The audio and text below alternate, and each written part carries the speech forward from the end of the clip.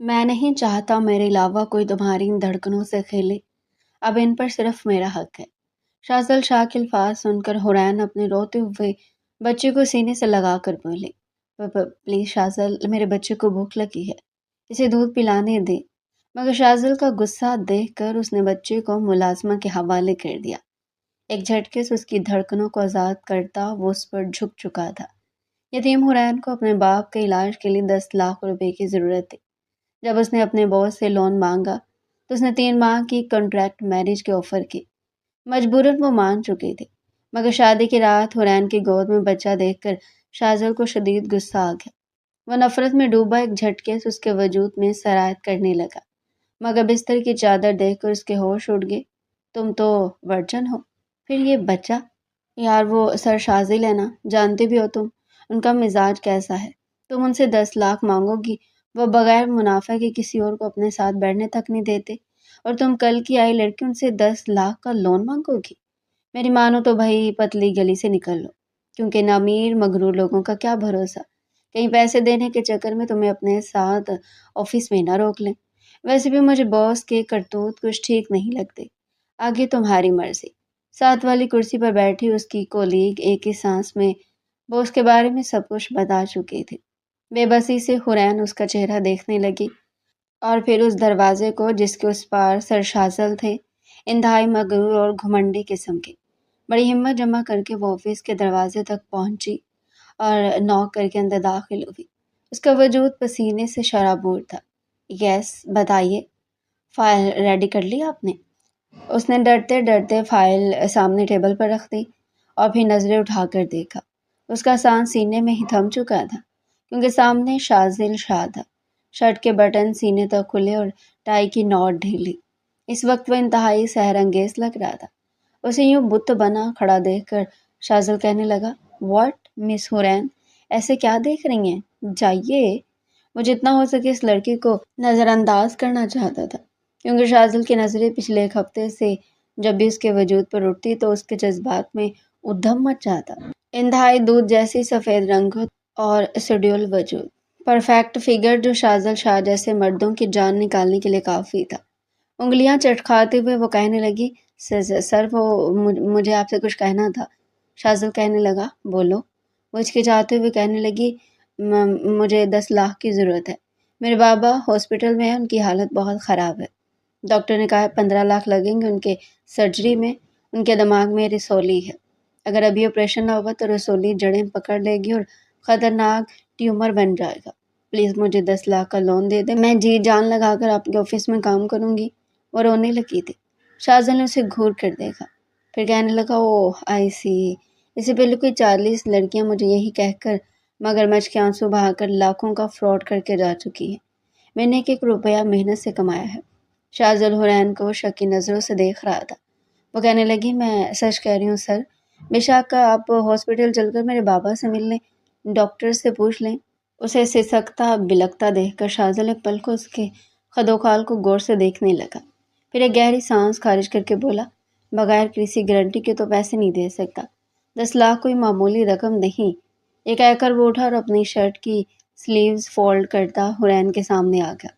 اس کا چوڑا سینہ دیکھ کر حورین ایک قدم پیچھے ہٹی، مگر وہ اگلے ہی لمحے اس کے اور اپنے بیچ کے سارے فاصلے مٹا کر بولا، مجھ سے 3 ماہ کا کانٹریکٹ سائن کر لو، 3 ماہ میں اگر 10 لاکھ لوٹا سکتی ہو تو ٹھیک ہے، ورنہ 10 لاکھ کے بدلے 3 ماہ کے لیے میری بیوی بن کر میرے ساتھ رہنا پڑے گا۔ شاذل شاہ کے الفاظ حورین کے ہوش گم کر چکے تھے۔ اس وقت اسے اپنا تڑپتا ہوا باپ یاد آیا تھا۔ ماں تو کب کی چھوڑ کر جا چکی تھی، ایک باپ ہی تھا جسے وہ اپنی جان سے بھی زیادہ عزیز سمجھتی تھی۔ ایک لمحے کی بھی دیری کیے بغیر وہ کہنے لگی، سر مجھے آپ کا کانٹریکٹ منظور ہے، میں آپ سے نکاح کرنے کے لیے تیار ہوں۔ شاذل کے چہرے پر ایک دل فریب مسکراہٹ ابھری تھی۔ فوراً جھک کر وہ اپنے لب حورین کے لبوں پر رکھ گیا۔ لٹل سویٹ ہارٹ، بہت میٹھی ہو تم، پھر دیر کس بات کی، کل ہی نکاح کر لیتے ہیں، مزید تمہارے رسیلی لبوں سے دور رہنا میرے لیے ممکن نہیں ہوگا۔ یہ کہہ کر وہ ایک بار پھر اس کے لبوں پر جھک چکا تھا۔ حورین کے پورے وجود میں سنسنی کی لہر دوڑ چکی تھی۔ وہ بہت کچھ شاذل کو بتانا چاہتی تھی، مگر 10 لاکھ کے چیک نے اسے خاموش کروا دیا تھا۔ بار بار وہ اپنے ہاتھوں سے لبوں کو صاف کرتی باہر نکلی تھی۔ آنسو رکنے کا نام نہیں لے رہے تھے۔ جلدی سے پیسے نکلوا کر وہ ہاسپٹل پہنچی، جہاں اس کے بابا زندگی اور موت کی کشمکش میں مبتلا تھے۔ امجد صاحب نے بیٹی کے ہاتھ میں اتنے پیسے دیکھے تو کام پھوٹے تھے۔ جوان جہاں بیٹی کئی ماہ سے گھر سے باہر نوکری کے لیے دھکے کھا رہی تھی، آنکھوں میں آنسو لا کر کہنے لگے، حور بیٹا اتنے پیسوں کا انتظام کہاں سے ہوا ہے؟ سچ سچ بتاؤ مجھے۔ حورین کو اپنے لبوں پر شاذل شاہ کے لبوں کی تپش محسوس ہوئی تھی۔ وہی گہری سانس خارج کر کے کہنے لگی، بابا میں نے آپ کو بتایا تھا نا کہ میں نے آفس میں جاب شروع کی ہے۔ اس آفس کے باس بہت اچھے ہیں۔ میں نے جب ان کو آپ کی بیماری کے بارے میں بتایا تو انہوں نے مجھے پیسے دیے ہیں۔ یہ سن کر امجد صاحب کے چہرے کے تاثرات تھوڑے نرم پڑ گئے تھے۔ وہ باس کو دعائیں دینے لگے، لیکن وہ یہ نہیں جانتے تھے کہ اس وقت حورین کا دل کس قدر گھبراہٹ کا شکار ہے۔ اس کے بابا مردانہ وارڈ میں موجود تھے اور رات کے وقت وہاں کسی عورت کا رہنا مناسب نہیں تھا۔ اس کے بابا کہنے لگے، بیٹا جاؤ تم گھر چلی جاؤ، ویسے بھی میرا آپریشن کچھ ٹیسٹوں کے بعد ہی ہونا ہے۔ ڈاکٹر کہہ رہا تھا کہ 2-3 دن تک لگ جائیں گے۔ تمہیں میرے لیے پریشان ہونے کی ضرورت نہیں ہے، گھر جا کر آرام کرو۔ اپنے بابا کے بار بار اصرار پر وہ گھر چلی آئی تھی۔ گھر بالکل اندھیرے میں ڈوبا ہوا تھا اور یہ گھر اب اسے کاٹنے کو دوڑ رہا تھا۔ آج سے 5 سال پہلے جب اس کی ماں کا سایہ اس کے سر سے چھنا تھا، تب سے ہی ان کی کایا پلٹ چکی تھی۔ نہ تو اس کے باپ کی کوئی رشتہ دار موجود تھا اور نہ ہی اس کا کوئی ماموں تھا۔ بس چند دور کے رشتہ دار تھے جن سے کسی فیملی فنکشن پر ملاقات ہو جاتی تھی۔ ماں کی وفات کے بعد ان سب نے بھی جیسے ان سے رخ موڑ لیا تھا۔ آہستہ آہستہ اپنی بیوی کی یاد میں گھلتے ہوئے امجد صاحب بھی بیمار رہنے لگے تھے۔ انہیں مائیگرین کا درد تو اکثر ہی رہتا تھا، لیکن پھر بھی وہ فیکٹری میں کام کرنے کے لیے جاتے رہتے۔ آہستہ آہستہ یہ درد شدید ہونے لگا تھا۔ درد اس قدر شدید ہوتا کہ ان جیسا مضبوط اعصاب والا شخص بھی بیٹھے بیٹھے چلانے لگتا، سر پکڑ کر بے ہوش ہو جاتا یا پھر جھٹکے لگنے لگتے۔ اور اب جب ٹیسٹ وغیرہ کروائے تھے تو یہ گندی بیماری سامنے آئی تھی، جس کا علاج اگر بروقت نہ کروایا جاتا تو کچھ بھی ہو سکتا تھا۔ ڈاکٹر نے انہیں مکمل بیڈ ریسٹ بتایا تھا اور یوں اپنے باپ کو گھر پر رہنے کا کہہ کر وہ خود نوکری کی تلاش میں نکل چکی تھی۔ اسے ابھی تک صرف FSC کر رکھی تھی، مگر اسے آگے یونیورسٹی میں پڑھائی کے اخراجات اس کے والد اٹھا نہیں سکتے تھے، اس لیے اس نے جیسے تیسے بچوں کو ٹیوشن پڑھا کر پیسے جمع کیے تھے اور پھر 2 سال کا کمپیوٹر کا کورس کر لیا تھا۔ وہ کمپیوٹر کے سارے فیچرز کے بارے میں بڑے اچھے سے جانتی تھی۔ یہی وجہ تھی کہ جب نوکری کرنے کے لیے نکلی تو شاذل کے آفس میں اسے ملازمت پر رکھ لیا گیا۔ شروع میں تو اسے جو بھی کام دیا گیا وہ بڑی مستعدی کے ساتھ وقت پر کر کے دے رہی تھی۔ شاذل کے بارے میں اس نے اپنے ساتھ کام کرنے والی لڑکیوں سے سن رکھا تھا کہ یہ بڑے غصے والے ہیں۔ جب ان کو غصہ آ جاتا ہے تو یہ دیکھتے ہی نہیں کہ ان کے سامنے لڑکا کھڑا ہے یا لڑکی، بہت بری طرح انسلٹ کرتے ہیں۔ اور دوسرا، اتنے پرکشش ہونے کے باوجود ابھی تک ان کی شادی بھی نہیں ہوئی۔ 30 یا 35 سال کے تو لازمی ہوں گے۔ اتنا ہینڈسم بندہ پتہ نہیں شادی کیوں نہیں کر رہا۔ تبھی ساتھ والی دوسری لڑکی کہنے لگی، پاگل ہو تم؟ شادیاں تو ہم جیسے مڈل کلاس لوگوں میں کی جاتی ہیں، ان امیر لوگوں کا کیا؟ شادی کے بغیر ان کی ساری ضرورتیں پوری ہو جاتی ہیں۔ ایک سے بڑھ کر ایک امیر لڑکی ان کے قدموں میں فضول سامان کی طرح پڑی ہوتی ہے، اور جب ان کا دل چاہے وہ بھی کسی بھی لڑکی کے ساتھ وقت گزار لیتے ہیں۔ یہ سوچ کر اور سن کر حورین کے دل میں بھی اپنے باس کے لیے یہی خیالات پنپنے لگے تھے۔ اس نے ابھی گھر میں قدم رکھا ہی تھا کہ ایک کونے سے ایک بچے کی رونے کی آواز ہے۔ ایک دم سے وہ ہوش کی دنیا میں واپس لوٹی اور فوراً اس طرف بڑھی جہاں پڑوس کی اماں اس معصوم سے چند ماہ کے بچے کو گود میں سلانے کی ناکام کوشش کر رہی تھی، لیکن شاید وہ بھوکا تھا۔ اپنے باپ کی بیماری کی وجہ سے وہ ایک دم سے اس بچے سے جیسے غافل ہو چکی تھی۔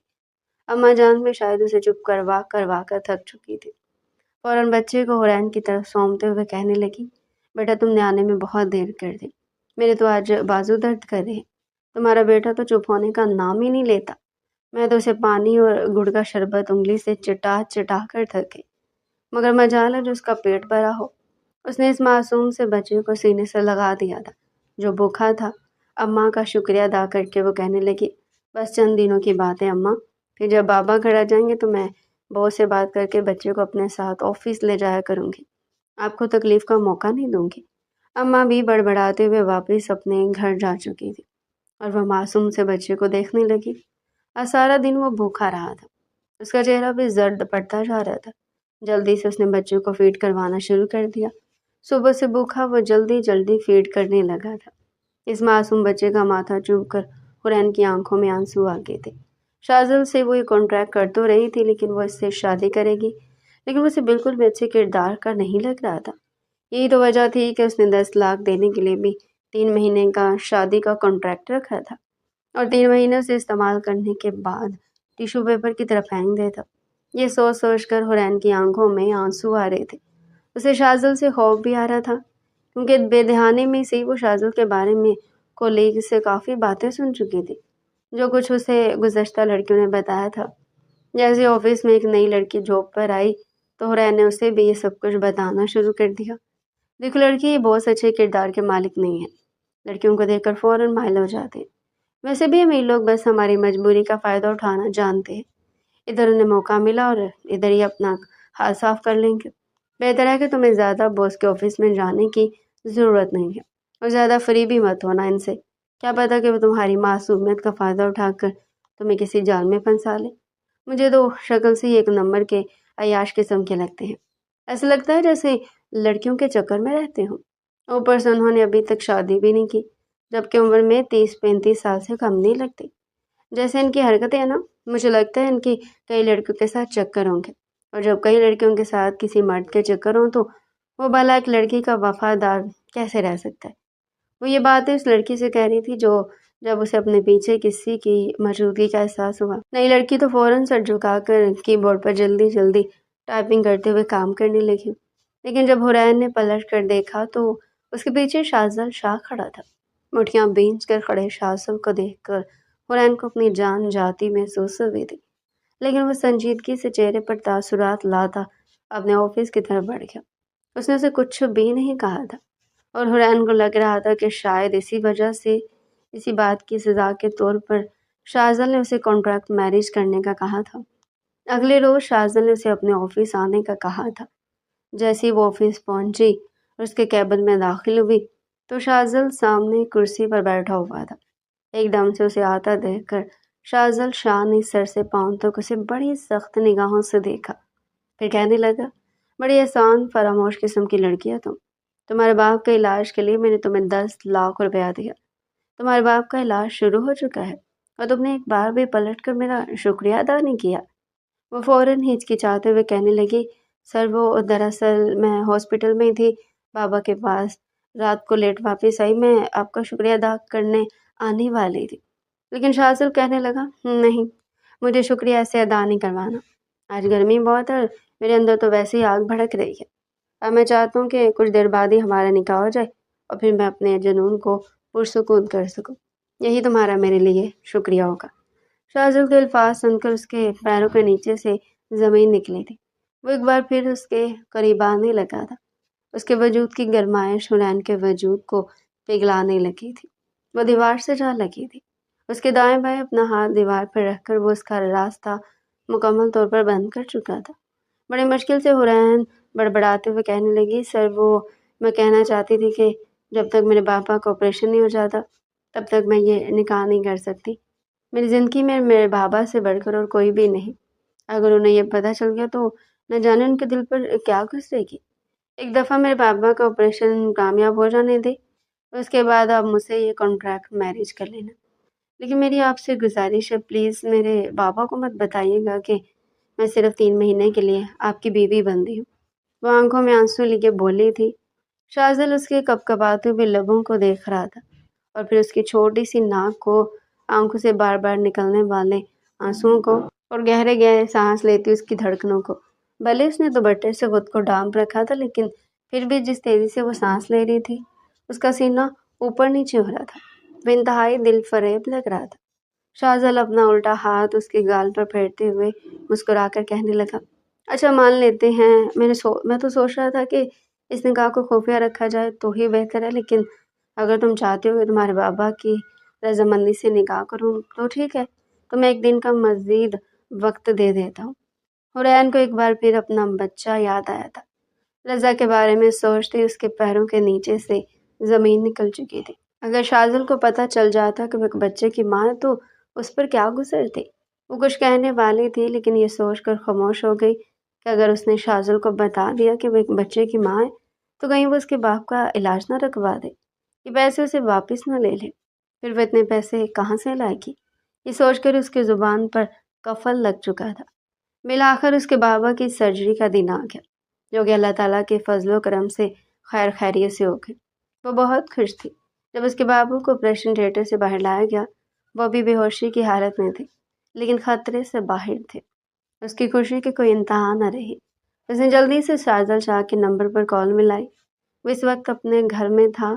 فریش ہونے کے بعد صرف ٹاول لپیٹے وہ ڈریسنگ ٹیبل کے سامنے کھڑا تھا جب اسکرین پر ایک ان نون نامعلوم نمبر جگمگاتا ہوا دیکھ کر اس نے فون کان سے لگایا۔ دوسری طرف سے ایک نسوانی دل فریب سی آواز سن کر اس کے وجود میں ایک عجیب سا تناؤ آیا۔ وہ روتے ہوئے شازل کا شکریہ ادا کرتے ہوئے کہنے لگی، شکریہ آپ کا بہت بہت، اگر آپ مجھے پیسے نہ دیتے تو میرے بابا کا علاج نہ ہوتا۔ اسے خوش دیکھ کر شازل کے چہرے پر بھی ایک دل فریب سی مسکراہٹ آئی۔ پھر کہنے لگا، جی یہ پھیکا سا شکریہ میرے آگے نہیں چلے گا، مجھے تو میرے بستر پر چاہیے ہو، تبھی میں اپنی رقم وصول کر پاؤں گا۔ یہ سن کر حورین ایک پل کو خاموش ہوئی، پھر کہنے لگی، سر وہ مجھے آپ سے ایک بات کرنی ہے۔ شازل کچھ پل کو رکا، پھر کہنے لگا، مس حورین اب ساری باتیں مل کر ہوں گی۔ جب آپ نکاح کے بعد میرے کمرے میں موجود ہوں گی، میرے سامنے جو کہنا ہوگا آپ میری گود میں بیٹھ کر میری آنکھوں میں دیکھ کر کہیں گے۔ اس کے علاوہ میں آپ کی کوئی بھی بات سننے کو تیار نہیں۔ سن کر حورین کے وجود میں ایک پل کو کپ کپی چھا چکی تھی۔ اس کا بوس کس قدر بے باک تھا، اسے اندازہ ہو چکا تھا جس طرح وہ بار بار اسے کہہ رہا تھا، یقیناً اس سے پہلے کہ لڑکیوں کے ساتھ وہ تعلق قائم کر چکا ہوگا۔ یہ سوچ سوچ کر حورین اپنے لب کاٹ کر رہ گئی تھی۔ اگلے روز اس کے بابا کو ڈسچارج کر دیا گیا۔ وہ انہیں لے کر گھر آ چکے تھے۔ پڑوس کے چند خواتین انہیں پوچھنے کے لیے آئی تھی۔ جب کچھ دیر بعد گھر کے باہر ایک بڑی سی گاڑی آ کر رکی جس میں شازل شاہ موجود تھا۔ دروازے پر دستک ہوئی تو اس نے دروازہ کھولا۔ سامنے یونیفارم میں ایک ملازم کھڑا تھا۔ اس کے پیچھے شازل شاہ تھا، 3 پیس سوٹ پہنے، آنکھوں پر کالا چشمہ لگائے۔ شازل کو اپنے گھر کی دہلیز پر دیکھ کر حورین کے وجود میں سنسنی کی لہر دوڑ گئی۔ وہ کہنے لگی، سر آپ؟ شازل کہنے لگا، ہاں میں، کیوں میرا آنا اچھا نہیں لگا؟ وہ اس بار نظر دوڑاتا ہوا اندر داخل ہوا۔ سامنے بستر پر آرام کر رہے امجد صاحب تو اتنے امیر کبیر شخص کو اپنے گھر کی دہلیز پر دیکھ کر ہی حیران ہو چکے تھے اور ان کے سامنے جا کر کرسی پر بیٹھ چکا تھا۔ پھر ان کا حال احوال پوچھنے لگا۔ شازل اس وقت ذرا بھی مغرور نہیں لگ رہا تھا، بلکہ بڑے پیار سے وہ حورین کے والد سے بات کر رہا تھا۔ دوسرے کمرے میں رضا سو رہا تھا جب شازل بغیر کسی تمہید کے کہنے لگا، انکل مجھے آپ کی بیٹی سے شادی کرنی ہے، دراصل میں رشتہ لے کر آیا ہوں۔ یہ سن کر امجد صاحب حیران ہو چکے تھے۔ اتنے امیر کبیر شخص کا رشتہ اپنی بیٹی کے لیے بھلا کون باپ رد کرے گا؟ وہ کچھ دیر خاموش رہے، پھر کہنے لگے، بیٹا آپ کیسی باتیں کریں؟ آپ اتنے امیر کبیر اور میری بیٹی تو ایک عام سے شخص کی اولاد ہے۔ شازل کہنے لگا، میں ان سب کو نہیں جانتا، مجھے بس آپ کی بیٹی سے نکاح کرنا ہے، کیا آپ کو یہ رشتہ قبول ہے؟ امجد صاحب کچھ دیر کے لیے خاموش ہو گئے، پھر کہنے لگے، بیٹا بھلے آپ بڑے لوگ ہوں لیکن رشتے ایسے نہیں مانگے جاتے جب تک گھر کے بڑے بزرگ ساتھ موجود نہ ہو۔ شازل ایک گہری سانس خارج کر کے کہنے لگا، میرے گھر میں کوئی بھی بڑا موجود نہیں سوائے میری دادی کے، جو کہ اس وقت ضعیف ہیں اور بستر پر ہی لیٹی رہتی ہیں۔ ان کو میں یہاں پر لا نہیں سکتا، میں بس شادی کرنا چاہتا ہوں آپ کی بیٹی سے۔ یہ سن کر امجد صاحب بھی راضی ہو چکے تھے۔ شازل کہنے لگا، ٹھیک ہے، میں کل مولوی صاحب کو لے کر آ جاؤں گا اور آپ کی بیٹی کو رخصت کر کے اپنے ساتھ لے جاؤں گا۔ یہ سن کر حورین کے پیروں کے نیچے سے زمین نکلی تھی۔ وہ تو حیرت سے اس شخص کو دیکھ رہی تھی جو آندھی طوفان کی طرح آیا تھا، اس کے باپ کے سامنے بیٹھ کر اس کا رشتہ مانگ رہا تھا۔ امجد صاحب کہنے لگے، بیٹا وہ سب باتیں تو ٹھیک ہیں لیکن کیا تم میری بیٹی کو اس کی موجودہ حالت میں قبول کرنا چاہتے ہو؟ ان کا اشارہ حورین کی حقیقت کی طرف تھا کہ اس کی گود میں ایک بچہ تھا جو ہر وقت اس کے ساتھ رہتا تھا۔ اس بارے میں شازل کو بتانا چاہتے تھے لیکن شازل نے ان کی بات کاٹتے ہوئے کہا، میں آپ کے بیٹی کو ہر لحاظ سے ہر طرح سے قبول کر چکا ہوں اور مجھے کوئی فرق نہیں پڑتا، مجھے بس آپ کی بیٹی سے شادی کرنی ہے اور یہی میرا پہلا اور آخری فیصلہ ہے۔ امجد صاحب خاموش ہو چکے تھے اور اپنی بیٹی کی قسمت پر رشک کرنے لگے۔ حورین بھی خاموش تھی۔ وہ دل میں کہنے لگی، بابا آپ ان کو کچھ وقت کی مہلت دے دیتے آپ کی طبیعت ابھی ٹھیک نہیں ہے، آپ بھلا یہاں پر اکیلے کیسے رہ سکو گے؟ لیکن کچھ دیر بعد ہی اپنے بھائی کی طبیعت کا سن کر حرین کی پھوپھو آ چکی تھی، وہی پھوپھو جنہوں نے جائیداد کے نام پر اس کے بابا سے دوری اختیار کر رکھی تھی۔ اور امجد صاحب کہتے تھے کہ میرے سارے رشتہ دار میرے لیے مر چکے ہیں، میری بہن سے میرا کوئی واسطہ نہیں، مگر اب وہ روتی دھوتی گھر میں داخل ہوئی اور اپنے بھائی کے گلے لگ کر معافی مانگنے لگی۔ سچ میں پچھتاوا تھا یا پھر بھائی سے ایک بار پھر جائیداد اور وراثت میں موجود گھر بٹورنے آئی تھی، یہ حرین نہیں جانتی تھی۔ لیکن بہرحال امجد صاحب نے اپنی بہن کو معاف کر دیا تھا اور پھر کہنے لگے، دیکھو حرین، تمہاری پھپھو آ گئی ہے، یہ میرے پاس ہی رہیں گی جب تک میں ٹھیک نہیں ہو جاتا، پھر اپنے کام کاج خود کر لیا کروں گا۔ میری خاطر تم اپنا رشتہ خراب نہ کرو بلکہ اپنی زندگی میں آگے بڑھو۔ اپنے باپ کی بات سن کر وہ خاموش ہو چکے تھے۔ اگلے روز اس کا نکاح تھا اور وہ سفید رنگ کا جوڑا پہن کر بیٹھی ہوئی تھی۔ وہ تو ٹھیک تھے، سانس بھی نہیں لے پا رہی تھی۔ گود میں اپنے بیٹے رضا کو دیکھتی آنے والے وقت کا سوچ سوچ کر اسے عجیب سی الجھن محسوس ہو رہی تھی کہ نہ جانے شاذل کو جب پتہ چلے گا کہ وہ ایک بیٹے کی ماں ہے تو اس کے بارے میں کیا سوچے گا۔ شاذل کچھ دیر گواہان اور مولوی صاحب کے ساتھ وہاں پر پہنچ چکا تھا۔ سادگی سے نکاح اور پھر جب رخصتی کا وقت آیا تو حرین کی پھپھو نے اس کی گود میں بچے کو تھما دیا۔ شاذل اسے دیکھ کر حیران ہوا تھا۔ وہ خود تو گاڑی کی فرنٹ سیٹ پر بیٹھ چکا تھا۔ حرین جب اس کے ساتھ فرنٹ سیٹ پر بیٹھی تو وہ بچہ بھی اس کی گود میں ہی تھا۔ وہ کچھ دیر دلہن بنی گھونگھٹ میں موجود حرین کو دیکھتا رہا، پھر لب بھینچ کر کہنے لگا، حرین، بچے کو اس کی ماں کے حوالے کر دو، اب ہمیں چلنا ہے، اسے بھی تو جہیز میں اپنے ساتھ لے کر جانے والی ہو کیا؟ اتنا سننا تھا کہ کپکپاتے ہوئے حرین نے سر اٹھا کر شاذل کی طرف دیکھا، پھر کہنے لگی، سر یہی سمجھے کہ یہ بچہ مجھے ملا اور یہ بچہ میرے ساتھ ہی جائے گا۔ اس وقت گلی میں اور بھی لوگ کھڑے تھے، اس کے چند دوست بھی ساتھ تھے، اس لیے وہ کچھ کہہ نہیں سکتا تھا۔ اس نے چپ چاپ گاڑی چلا دی تھی۔ اسے کچھ سمجھ نہیں آ رہی تھی کہ حرین کہنا کیا چاہتی ہے۔ کچھ دیر بعد گاڑی اس کے عالیشان محل نما گھر کے باہر رک چکی تھی۔ وہ گاڑی سے اترے اور حرین کو لے کر گھر کے اندر داخل ہوا۔ اتنا خوبصورت گھر حرین نے آج سے پہلے صرف تصویروں میں ہی دیکھا تھا۔ اس نے آس پاس ایک نظر دوڑائی اور اس بچے کو سینے سے لپٹایا کھڑی رہی۔ جب ملازمہ آگے بڑھی اور حرین کو شاذل کے کمرے میں لے آئے۔ کمرہ خوابناک حد تک سجا ہوا تھا۔ 3 ماہ کی شادی کے لیے بھی شاذل نے اچھا خاصا اہتمام کر رکھا تھا۔ کمرے میں جا کے بیٹھتے ہی رضا رونے لگا تھا، اسے بھوک لگی تھی۔ بچے کے رونے کی آواز جیسے جیسے شاذل کے کانوں میں پڑ رہی تھی، اسے اپنا دماغ گھومتا ہوا محسوس ہونے لگا۔ اسے کوئی سمجھ نہیں آ رہی تھی کہ وہ اس بات کا کیا مطلب اخذ کرے۔ جب بار بار بچے کے رونے کی آواز آنے لگی تو وہ جھنجھلا کر دروازہ کھول کر کمرے میں داخل ہوا۔ اسے کہنے لگا، واٹ دا ہیل، میں تمہیں یہاں اپنے سکون کے لیے لایا ہوں، نہ کہ اس بچے کے رونے کی آوازیں سننے کے لیے۔ اس بچے کی ماں کہاں ہے؟ اسے اس کے پاس چھوڑ کر آؤ۔ اس بچے کو تم میرے گھر میں کیوں لے کر آئی ہو؟ شاذل کافی غصے میں تھا۔ اس کے الفاظ سن کر ایک پل کو حرین بھی کانپ اٹھی۔ کہنے لگی، شاذل، مجھے آپ کو کچھ بتانا ہے۔ شاذل کہنے لگا، مجھے کچھ نہیں سننا، اس بچے کو واپس بھیجو اس کی ماں کے پاس۔ حرین بڑی مشکل سے گہری سانس خارج کر کے کہنے لگی، یہ بچہ اپنی ماں کے ہی پاس ہے۔ ایک پل کو شاذل دنگ رہ گیا، کہنے لگا، یہ کیا مذاق کر رہی ہو تم؟ حرین کہنے لگی، میں کوئی مذاق نہیں کر رہی، یہ میرا بیٹا ہے، میں اس کی ماں ہوں اور میرے پاس ایسا کوئی نہیں ہے جس کے پاس اسے چھوڑ دوں، یہ بچہ میرے پاس ہی رہے گا۔ شاذل کے تو 14 طبق روشن ہو چکے تھے۔ اسے اپنا دماغ چکراتا ہوا محسوس ہوا۔ وہ آگے بڑھا اور اگلے لمحے حرین کی ٹھوڑی کو پکڑ کر اس کا چہرہ اپنے چہرے کے قریب کر کے کہنے لگا، میرے منہ پر کیا جوکر لکھا ہے جو میرے ساتھ اس طرح کا مذاق کر رہی ہو تم؟ دماغ خراب ہو چکا ہے کیا تمہارا؟ تم شادی شدہ کیسے ہو سکتی ہو؟ وہ ایک انتہائی کم عمر معصوم سی لڑکی تھی، کہیں سے بھی شادی شدہ لگتی ہی نہیں تھی سوائے اپنے جسمانی خدوخال کے۔ ہاں، اس کا شیڈول وجود عام لڑکیوں سے زیادہ بھرا بھرا تھا، لیکن شاذل کے وہم و گمان میں بھی نہیں تھا کہ اس کی وجہ وہ بچہ ہو سکتا ہے جو شاید اس کے وجود پر پل رہا تھا۔ حرین کہنے لگی، مجھے معاف کر دیجیے گا، میں سچائی آپ کو بتانا چاہتی تھی، لیکن آپ نے مجھے کچھ کہنے اور سننے کا موقع ہی نہیں دیا۔ اگر آپ چاہیں تو مجھے چھوڑ سکتے ہیں، طلاق دے سکتے ہیں، کیونکہ میں اس بچے کی ماں ہوں۔ اس کی آنکھوں سے مسلسل آنسو نکل رہے تھے۔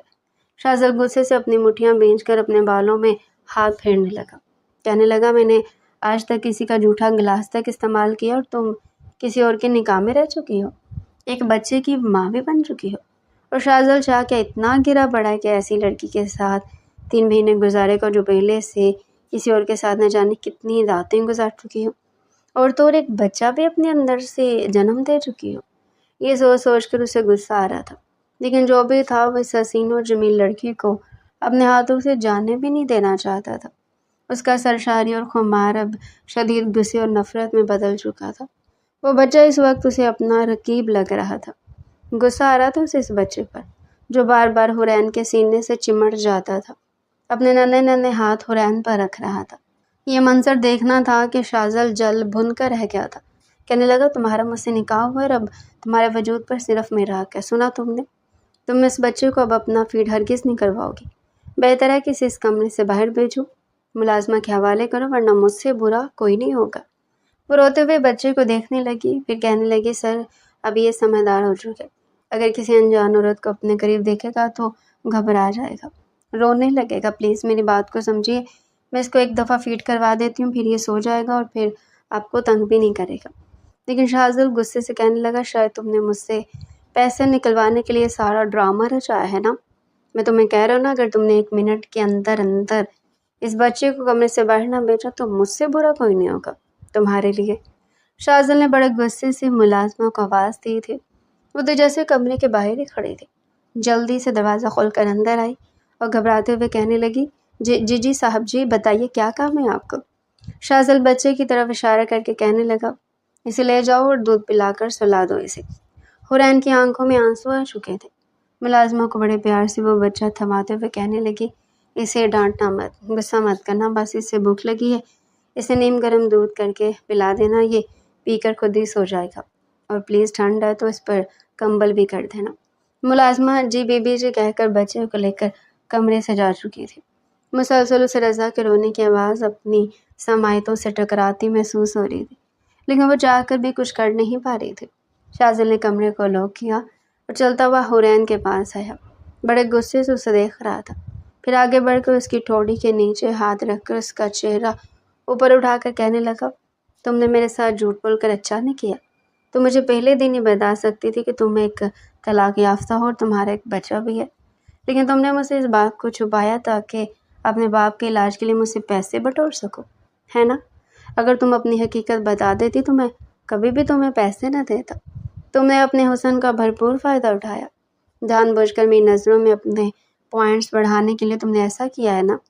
مجھ سے پہلے کتنے مردوں کو تم اپنے حسن کے جال میں پھنسا کر ان سے پیسے بٹور چکی ہو، بتاؤ؟ اس نے بڑے غصے سے حورین کی ٹھوڑی پکڑ کر اسے بھینچ دیا تھا اور دوسرا ہاتھ اس کی کمر پر لا کر اسے اٹھا کر اپنے سامنے کھڑا کر دیا۔ حورین کے لبوں سے دبی دبی سی سسکی نکلی تھی۔ کہنے لگی، میں پھر سے کہہ رہی ہوں، آپ نے مجھے بتانے کا موقع ہی نہیں دیا، آپ نے مجھے صرف اتنا کہا تھا کہ میں آپ سے 3 مہینے کے لیے کانٹریکٹ میرج کروں، سو میں نے کر لی۔ شاذل اس وقت دلہن بنی حورین کے وجود کو دیکھ کر اس میں مکمل طور پر کھو چکا تھا۔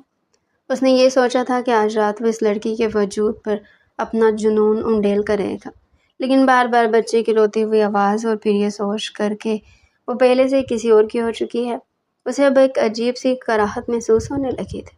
اس کا دل یہ بات قبول کر ہی نہیں پا رہا تھا کہ وہ اس لڑکی کے قریب جائے، لیکن نکاح تو کیا تھا اور آج کی رات وہ خراب ہی نہیں کرنا چاہتا تھا، اس لیے وہ ایک جھٹکے سے اس کے قریب آیا اور پھر دھیرے دھیرے اس کے وجود سے کپڑے الگ کرنے لگا۔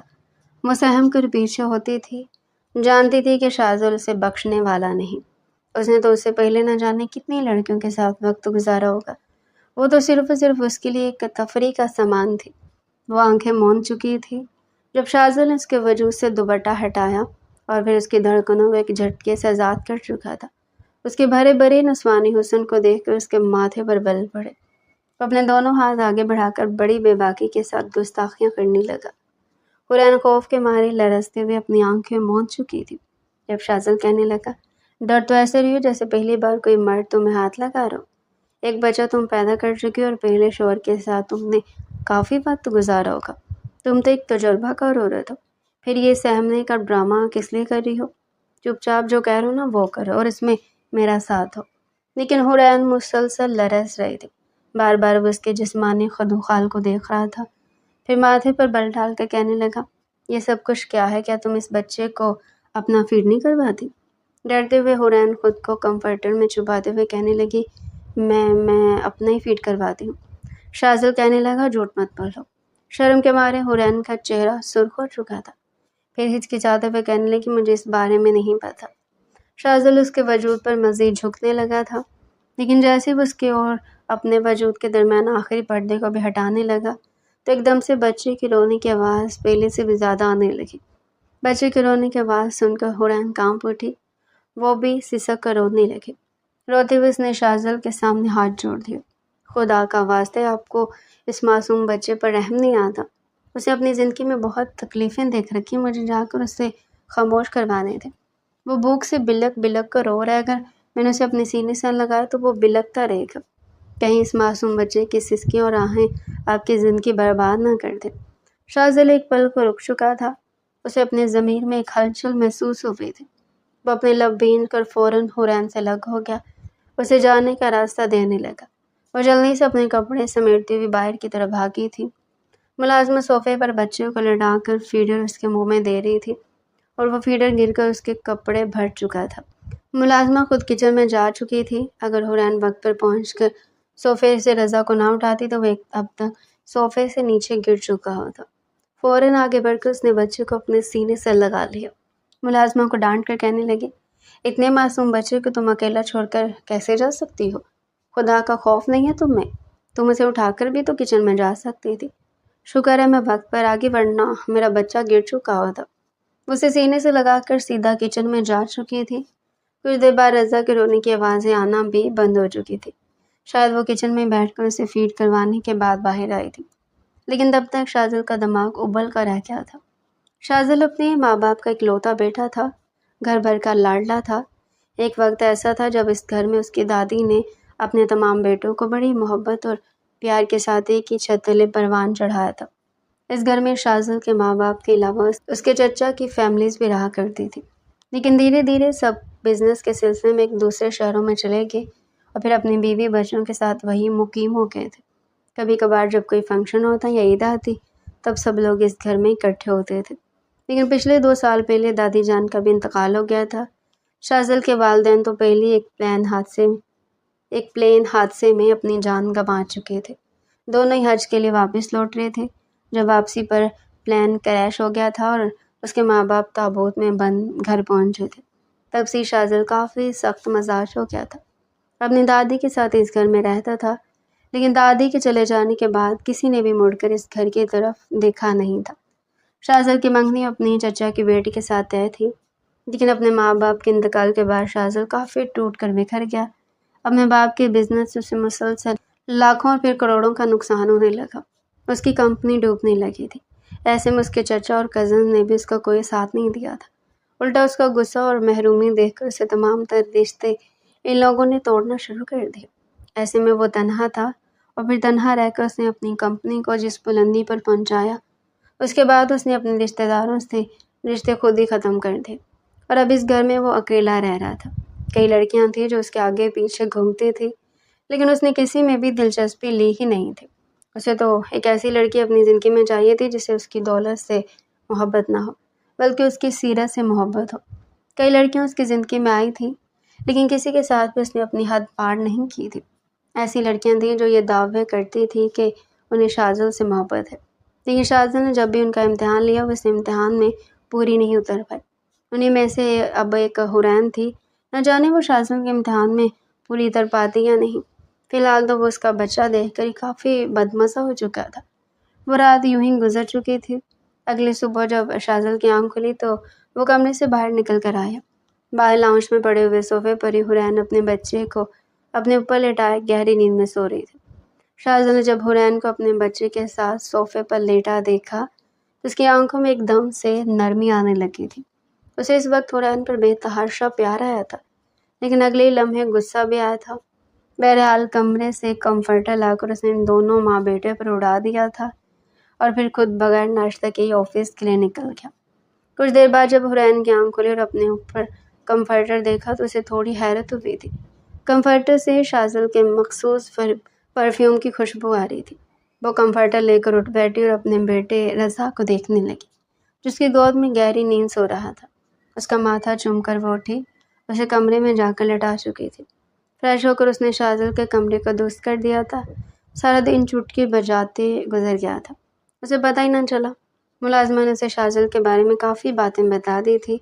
اس نے تو ڈھکے چھپے الفاظ میں یہ بھی پوچھ لیا تھا کہ کیا آپ کے شاذل بابا یہاں پر لڑکیاں لاتے ہیں؟ ملازمہ حیرت سے حورین کا چہرہ دیکھنے لگے۔ حورین کہنے لگی میرا مطلب ہے کہ کیا انہیں یہاں پر اکثر لڑکیاں لاتے ہوئے دیکھا ہے تم نے؟ ملازمہ فوراً کانوں کو ہاتھ لگا کر کہنے لگی نہیں بی بی جی، اتنے سالوں سے میں یہاں پر ملازمت کر رہی ہوں، آج تک شاذل بابا نے کبھی کسی لڑکی کو نظر اٹھا کر نہیں دیکھا۔ لڑکیاں لانا تو دور کی بات، میں تو آپ کو پہلی لڑکی دیکھ رہی ہوں جو اس گھر میں ان کے ساتھ آئی ہے، وہ بھی ایک بچے کے ساتھ۔ حورین نے گہری سانس خارج کر کے رہ گئی تھی۔ جیسے شاذل کے آنے کا وقت ہوا تو اس نے خود کو ایک نظر بھر کر آئینے میں دیکھا تھا۔ وہ شاذل کو ناراض نہیں کرنا چاہتی تھی، کہیں اسے غصہ آ گیا اور وہ کچھ کر گزرا تو اس کے پاس تو اتنے پیسے بھی نہیں تھے کہ وہ 10 لاکھ اسے دے کر اپنی جان چھڑوا سکتی۔ اس لیے نہ چاہتے ہوئے بھی وہ دل کو سمجھا کر فریش ہوئی تھی، اور پھر ہلکا پھلکا تیار کر اس نے بیڈ پر سوئے ہوئے رزاق کو دیکھا۔ تبھی شاذل کی گاڑی پورش میں داخل ہوئی۔ شاذل لاؤنج میں داخل ہوا تو سامنے کھڑی حورین کو دیکھ کر اس کے ماتھے پر بل پڑی۔ کہنے لگا کس لیے تیار ہو کر آئی ہو میرے سامنے؟ کل رات تم میرا پورا موڈ خراب کر چکی ہو۔ میں نے کمرے کو اتنا اچھا ڈیکوریٹ کیا تھا، لیکن تمہاری وجہ سے سب خراب ہو گیا۔ اب میرے لیے تمہیں تیار ہونے کی ضرورت نہیں ہے۔ وہ سیدھا اپنے کمرے کی طرف گیا، لیکن کمرے میں اپنے بیڈ پر لیٹے ہوئے رضا کو دیکھ کر اس کے ماتھے پر دوبارہ بل پڑے۔ وہ رضا کی طرف بڑھا جو جاگ چکا تھا اور اب مسکرا کر بستر پر لیٹا کلکاریاں مار رہا تھا۔ وہ اسے گھور کر دیکھ کر کہنے لگا تم میرے بستر پر کیا کر رہے ہو؟ جس طرح وہ گھرا کر بولا تھا، رضا بھی اسی کی ہی نقل اتارتے ہوئے زبان باہر نکال کر نقل اتارنے لگا۔ یہ دیکھ کر شاذل نے مٹھیاں بھینچ لی، فوراً مکہ بنا کر کہنے لگا دوں گا ایک، لیکن بجائے ڈرنے کے رضا مزید کھلکھلا کر ہنسنے لگا۔ شاذل کو بے تحاشا اس بچے پر پیار آنے لگا۔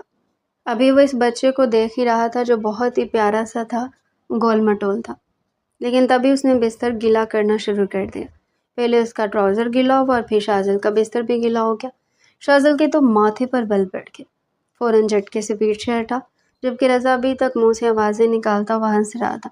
وہ غصے سے حورین کو آواز دینے لگا حورین، تم نے اس بچے کو میرے بیڈ پر کیوں لٹایا؟ اس نے میرا بیڈ گندا کر دیا، میری بیڈ شیٹ گندی کر دی۔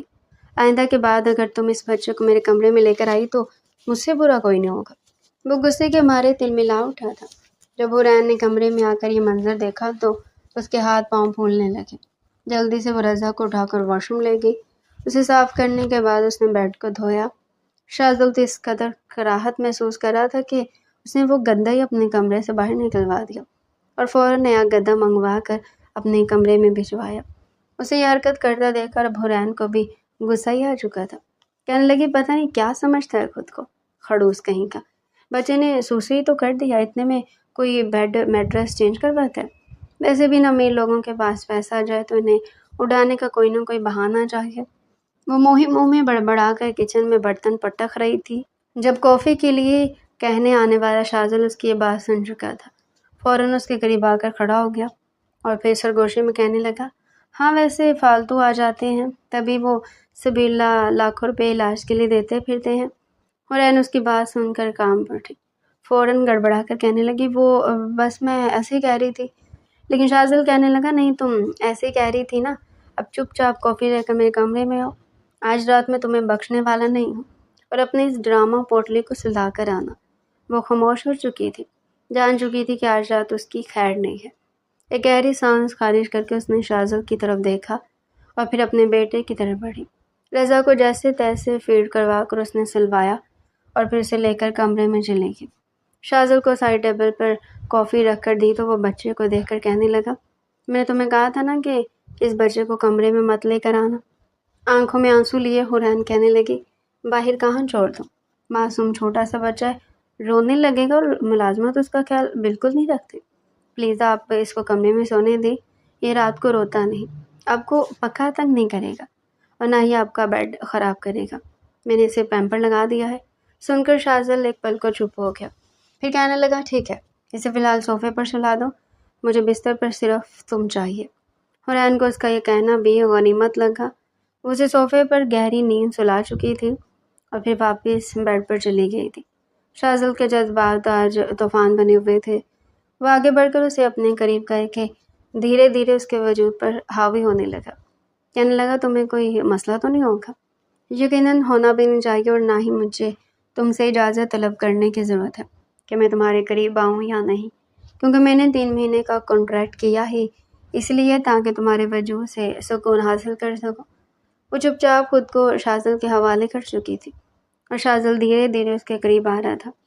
وہ بار بار یوں کپکپا رہی تھی جیسے بالکل انچھوئی ہو اور یہ سب کچھ پہلی بار کر رہی ہو۔ شاذل بھی دھیرے دھیرے اس کی ہر خامی کو بھولتا ہوا اس کے وجود کے بےحد قریب آ گیا، اور پھر جیسے ایک جھٹکے سے اس نے حرین کے وجود میں سرایت حاصل کی تو ایک پل کو اسے جھٹکا لگا، کیونکہ حرین کے لبوں سے دبی دبی چیخ نکلی تھی۔ اس نے شاذل کے کندھوں کو بڑے زور سے پکڑ لیا تھا، اس کی آنکھوں سے آنسو جاری ہو چکے تھے، وہ شدید تکلیف میں تھی۔ یہ دیکھ کر شاذل ایک پل کو رکا، اور پھر اس نے اپنا وجود حرین پر حاوی کرنا شروع کر دیا۔ اس کی آنکھیں حیرت سے بھر چکی تھی، اسے تو لگا تھا کہ حرین چونکہ پہلے سے شادی شدہ تھی اور ایک بچے کی ماں تھی تو اس کے لیے سب کچھ نارمل ہوگا، اسے کوئی تکلیف نہیں ہوگی، لیکن حرین کے قریب آ کر اس پر بہت بڑی سچائی آشکار ہو چکی تھی۔ اس نے دوبارہ اس پر سختی کرنے کی کوشش نہیں کی تھی، بلکہ بڑے پیار کے ساتھ اس کے قریب آیا تھا، اور پھر دھیرے دھیرے اس کے وجود میں اپنی شدتیں انڈیلنے لگا۔ اس کی شدتوں سے حرین بالکل نڈھال ہو چکی تھی، آنکھیں موند کر بیڈ پر لیٹی تھی، آنسو ابھی بھی آنکھوں سے نکل کر بہہ رہے تھے۔ جب شاذل اسے الگ ہوا، بے ساختہ اس کی نظر بیڈ شیٹ پر گئی، جسے دیکھ کر اس کے ہوش اڑ گئے۔ وہ کبھی بیڈ شیٹ کو دیکھتا تو کبھی کرب زدہ چہرہ لیے حرین کو، اور پھر صوفے پر لیٹے ہوئے اس بچے کو۔ یہ بچہ آخر کہاں سے آیا تھا؟ سی سیکشن سے آیا تھا یا کیا؟ لیکن اگر سی سیکشن سے آیا ہوتا تو پھر یہ بستر کی چادر کیوں گواہی دے رہی ہوتی؟ اسے کچھ سمجھ نہیں آیا تھا۔ وہ اسے الگ ہو کر سیدھا واش روم گیا تھا، اور کچھ دیر بعد بیڈ شیٹ چینج کرنے کے بعد حرین بھی واش روم آ چکی تھی۔ خود کو فریش کرنے کے بعد جب وہ باہر نکلے تو شاذل بستر پر ہی بیٹھا ہوا تھا اور بار بار اس بچے کی طرف دیکھ رہا تھا۔ حرین جانتی تھی کہ شاذل اب اسے کیا پوچھے گا۔ اس کے سامنے جا کر بیٹھی تو شاذل اسے سوالیہ نظر سے دیکھنے لگا، کہنے لگا یہ سب کچھ کیا تھا؟ حرین ڈرتے ڈرتے کہنے لگی کیا؟ مجھے سمجھ نہیں آئی۔ شاذل کہنے لگا بچی مت بنو، تم بھی اچھی طرح جانتی ہو کہ میرا اشارہ کس طرف ہے، یہ بچہ کس کا ہے، اور تم ابھی تک بالکل انچھوئی کیسے ہو سکتی ہو؟ مجھے تو کچھ سمجھ نہیں آ رہی کہ تم نے یہ بچہ کیا پلے اسٹور سے ڈاؤن لوڈ کیا ہے؟ یہ آیا تو آیا کہاں سے؟ اور تمہاری پہلی شادی جس شخص سے ہوئی تھی اس نے تمہیں طلاق دی تھی یا پھر وہ مر چکا ہے؟ وہ ایک لفظ چبا کر بولا تھا۔ شاذل کے الفاظ سن کر اس کی آنکھوں میں آنسو آئے، پھر کہنے لگی اگر میں آپ کو سچ بتا دوں تو آپ میرے بچے سے نفرت تو نہیں کریں گے؟ شاذل منہ بنا کر کہنے لگا ویسے بھی میں کون سا اپنی جائیداد اس پر لٹا رہا ہوں یا اس پر محبت سے پھول برسا رہا ہوں؟ اسے میرا بستر گندا کیا ہے۔ مجھے بچے اسی لیے نہیں پسند کیونکہ ان کو خود پر کنٹرول نہیں ہوتا، جب مرضی جہاں مرضی یہ بستر اور فرش گندا کرنا شروع کر دیتے ہیں، کپڑے گندے کر دیتے ہیں۔ اب بتاؤ مجھے، پہلیاں مت بجھاؤ۔ شاذل کی بات سن کر وہ ایک پل کو ہچکچائی، پھر ڈرتے ڈرتے کہنے لگی یہ بچہ جس کی عمر ابھی 8-9 مہینے ہو گئی ہے، یہ 9 مہینے پہلے میری زندگی میں آیا تھا۔ شاذل اس کے ایک ایک لفظ کو بڑے غور سے سن رہا تھا۔ جب حرین کہنے لگی میں اس روز اپنے کالج سے واپس لوٹ رہی تھی، اتفاق سے جس بس میں آتی تھی اس بس کا ٹائر پنکچر ہو گیا تھا اور مجھے گھر جلدی لوٹنا تھا، گھر جا کر کھانا بنا کر بابا کو دیکھنا تھا اور پھر ٹیوشن والے بچوں کو بھی پڑھانا تھا، اس لیے میں پیدل ہی سفر طے کرنے لگی کہ اگلے بس اڈے پر دوسری بس مل جائے گی، اس میں بیٹھ کر میں گھر چلی جاؤں گی۔ لیکن ابھی میں سڑک کے کنارے چل رہی تھی جب مجھے ایک بچے کے رونے کی آواز آئی۔ میں نے آس پاس دیکھا، تبھی جھاڑیوں میں مجھے ہلچل محسوس ہوئی۔ میں جیسے ہی جھاڑیوں کی طرف بڑھی تو وہاں پر ایک کالے رنگ کا شوپر تھا۔ پہلے تو میں گھبرا گئی، لیکن پھر ڈرتے ڈرتے جب میرے وہاں بیٹھ کر وہ شوپر ذرا سا پھاڑا تو اندر سے مجھے ایک معصوم بچہ دکھائی دیا جو مسلسل رو رہا تھا۔ میں نے جلدی سے ہاتھ آگے بڑھا کر اس بچے کو اپنی گود میں اٹھا لیا۔ اس وقت رضا کی حالت یہ تھی کہ اس کے تن پر کپڑا تک موجود نہیں تھا۔ میں نے اپنے دوپٹے میں اسے چھپا لیا، وہ بہت رو رہا تھا، اس کے ماتھے پر چوٹ بھی آئی تھی۔ میں جلدی سے اسے ہاسپٹل لے کر گئی۔ ڈاکٹر نے چیک اپ کرنے کے بعد اسے کچھ دیر انکیوبیٹر میں رکھا۔ میں نے اپنے بابا کو بھی اس کے بارے میں بتا دیا، وہ بھی ہاسپٹل آ چکے تھے۔ وہ بچہ مسلسل روئے جا رہا تھا، لیکن جیسے ہی میں نے اسے اپنی گود میں اٹھایا وہ فوراً خاموش ہو گیا۔ اس کا چہرہ اپنے چہرے کے قریب لے جا کر اسے چپ کرواتی تو وہ چپ ہو جاتا۔ ڈاکٹرز کو جب بتایا کہ یہ سڑک کنارے ملا تو وہ مجھے یہی کہنے لگے کہ اسے کسی یتیم خانے میں چھوڑ دیں گے، لیکن میرا دل نہیں مان رہا تھا۔ میں اس بچے کو پالنا چاہتی تھی، اس لیے میں نے بابا سے التجا کی کہ مجھے اس بچے کو پالنا ہے، میں اسے اپنے ساتھ رکھوں گی۔ بابا بھی مان گئے اور پھر میں اس بچے کو گھر لے آئی تھی۔ بالکل ایک ماں بن کر میں نے اس بچے کو پالا ہے، اور اس بیچ کافی لوگ ایسے تھے جن کو میں ملی تو ان کو یہی لگا کہ شاید یہ میرا ہی بچہ ہے، اور کچھ لوگوں نے تو یہ بھی کہنا شروع کر دیا کہ میں نے شادی کر رکھی تھی، پھر مجھے طلاق ہوگی، جبکہ ایسا کچھ بھی نہیں ہے۔ میں تو بغیر شادی کی رضا کی ماں بن گئی، اور یہ بچہ ہمیشہ میرے ساتھ رہے گا۔ میں اسے اپنی اولاد سمجھتی ہوں، میرے علاوہ کوئی اور اس کی دیکھ بھال کرنے والا نہیں ہے، اس لیے میں اسے یہاں آپ کے گھر لے آئی۔ لیکن آپ فکر مت کیجیے گا، یہ آپ کو دوبارہ تنگ نہیں کرے گا، آپ کو تکلیف کا موقع نہیں دے گا۔ ان 3 مہینوں میں میرے ساتھ اس بچے کو بھی اس گھر میں رہنے دیں۔ یہ سن کر شاذل ایک پل کو خاموش ہو چکا تھا۔ حورین جو کچھ بول رہی تھی وہ بالکل سچ تھا، اور اسے یقین آ چکا تھا۔ وہ ایک گہری سانس خارج کر کے کہنے لگا، ٹھیک ہے، تم نے جو کیا اچھا کیا۔ خدا غارت کرے ایسی بے حس ماؤں کو جو چند لمحوں کے سکون کی خاطر اولاد پیدا کر لیتی ہیں اور پھر انہیں یوں مرنے کے لیے چھوڑ دیتی ہیں۔ یہ سن کر حورین کی آنکھوں میں آنسو آ چکے تھے، اور وہ رضا کو مزید کھینچ کر اپنے سینے سے لگا گئی۔ شاذل خاموش ہو چکا تھا۔ اس نے ملازمن سے کہلوا کر رضا کے لیے کافی ساری چیزیں منگوائی تھی، اس کے کھانے پینے کے لیے، پھر کھلونے اور کپڑے۔ جب حورین نے اتنا زیادہ سامان صرف رضا کے لیے دیکھا تو وہ اس کے چہرے پر مسکراہٹ آ گئی تھی، اور رضا بھی اب پہلے سے زیادہ صحت مند لگنے لگا تھا۔ جیسے جیسے وقت گزر رہا تھا، دھیرے دھیرے حورین کو فکر ستانے لگی تھی۔ شاذل ہر رات اس کے قریب آتا، ایک رات بھی اسے بخشتا نہیں تھا، بلکہ اس پر اپنی محبتیں لٹا کر اسے نڈھال کر دیتا، اور پھر اگلی صبح وہ آفس کے لیے نکل جاتا۔ جیسے جیسے 3 مہینے پورے ہو رہے تھے، حورین کا دل کانپنے لگا تھا۔ وہ اپنے بابا سے ملنے جاتی رہتی تھی۔ اس روز جب 3 مہینے پورے ہونے میں صرف 1 ہفتہ باقی تھا، اس کا دل کافی بوجھل ہو رہا تھا، اسے گھبراہٹ ہو رہی تھی، بار بار یوں محسوس ہو رہا تھا جیسے کچھ بہت برا ہونے والا ہو۔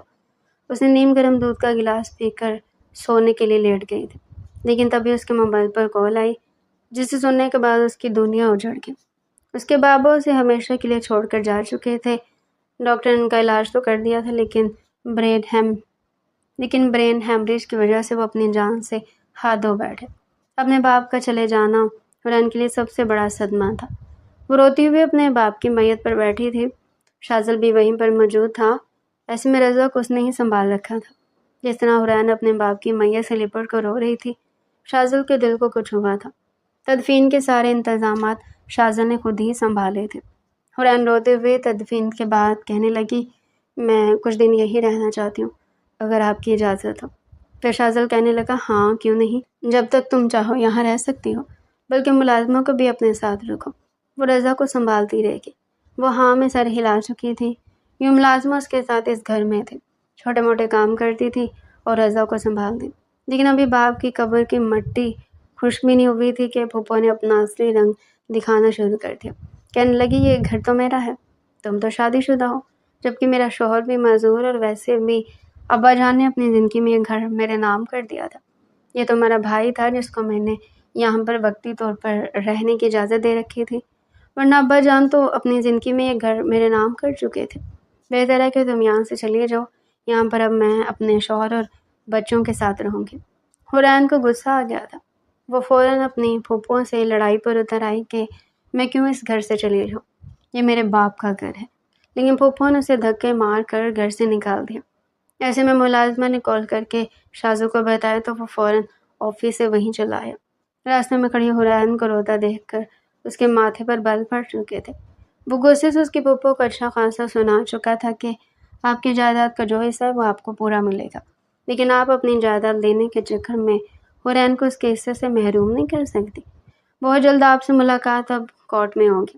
یہ کہہ کر وہ حورین کو اپنے ساتھ لے کر چل پڑا، لیکن حورین کا رو رو کر برا حال تھا۔ وہ کمرے میں بیٹھی ہچکیاں لے رہی تھی، رضا اس کے پاس سو رہا تھا۔ جب شاذل کمرے میں آیا اور حورین کو اپنے سینے سے لگا دیا، کہنے لگا، کیوں رو رہی ہو، چپ ہو جاؤ۔ لیکن وہ روتے ہوئے کہنے لگی، کیسے چپ ہو جاؤں، مجھ سے میرے گھر کی چھت چھن گئی ہے، میرا کوئی گھر نہیں رہا، 3 مہینے کا کنٹریکٹ پورا ہونے میں صرف 1 دن باقی ہے، پھر میں کہاں جاؤں گی۔ اپنے بچے کو لے کر میرا تو کوئی ٹھکانہ نہیں رہا۔ مجھے بہت ڈر لگ رہا، کاش بابا مجھے بھی اپنے ساتھ لے جاتے۔ لیکن شاذل فوراً اس کے لبوں پر ہاتھ رکھ کر کہنے لگا، شٹ اپ، زبان بند رکھو۔ نکاح کیا میں نے تم سے، اور یہ گھر تمہارا ہے۔ اس گھر میں صرف اور صرف تم رہو گی۔ حورین حیرت سے اس کا چہرہ دیکھنے لگے، کہنے لگے، جی کیا کہہ رہے ہیں آپ؟ شاذل ایک گہری سانس خارج کر کے کہنے لگا، میرے لیے پرفیکٹ بیوی صرف تم ہو، تم سے بڑھ کر اور کوئی نہیں ہے۔ مجھے لگا تھا کہ تم صرف اور صرف پیسوں اور جائیداد کے لالچ میں مجھ سے شادی کر رہی ہو اور 3 مہینے سے زیادہ میرے ساتھ چل نہیں پاؤ گے، لیکن ان 3 مہینوں میں تمہیں اچھے سے پرکھ اور آزما چکا ہوں۔ تم نے مجھ سے کبھی ایک سوٹ تک نہیں مانگا، کبھی کسی چیز کی فرمائش نہیں کی۔ جو کھانے کو ملا وہی کھا لیا، جو لا کر دیا وہی رکھ لیا۔ سچ پوچھو تو تمہیں دیکھ کر میں تم سے محبت کر بیٹھا تھا، اور مجھے فخر ہے کہ مجھے تم جیسی اتنی اچھی اور نیک لڑکی سے محبت ہوئی۔ یہ کہہ کر حورین کو سینے سے لگا گیا، اور حورین کو لگا جیسے اس کا کوئی خواب پورا ہو چکا ہو۔ وہ بھی اپنا چہرہ اس کے سینے میں چھپا چکی تھی۔ شاذل اس کے بالوں کو سہلا چکا تھا، مسکرا کر کہنے لگا، اس کا مطلب اب آپ مجھے ڈیورس نہیں دیں گے؟ شاذل کہنے لگا، مر کر بھی نہیں۔ اسے اپنے قریب مزید کھینچ چکا تھا۔ پھر وہ کہنے لگی، رضا کو کبھی آپ ڈانٹیں گے تو نہیں؟ شاذل رضا کو دیکھتے ہوئے اٹھا اور اسے اپنی گود میں لٹا کر اس کا ماتھا چوم چکا تھا۔ کہنے لگا، نہیں، جب تم اسے بغیر شادی کے ماں بن کر پال سکتی ہو تو میں بھی اسے اب باپ بن کر پالوں گا اور اسے اپنا نام دوں گا۔ دونوں کے چہرے پر مسکراہٹ آ چکی تھی، اور عین اپنا چہرہ شاذل کے سینے میں چھپا چکی تھی۔ آنے والی زندگی بہت ہی حسین ہونے والی تھی۔